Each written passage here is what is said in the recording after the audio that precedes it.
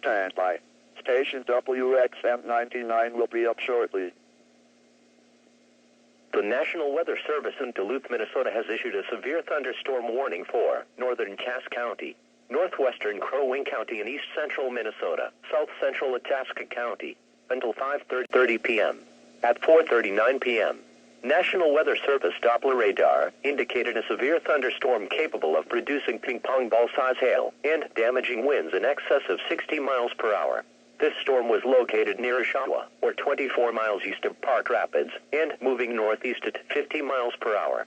Locations impacted include Chickamauga Beach, Bacchus, Hackensack, Hontoria, Walker, Wabito, Whippold, Longville, Linguadona, Brevick, Wilkinson, Topeka, Reamer, Town of Cass Lake, Boy River, Federal Dam, Schley, Bena, Pheasant Lake, and 10 Mile Lake. Severe thunderstorms produce damaging wind in excess of 60 miles per hour, destructive hail, deadly lightning, and very heavy rain. For your protection, move to an interior room on the lowest floor of your home or business. Heavy rains flood roads quickly, so do not drive into areas where water covers the road.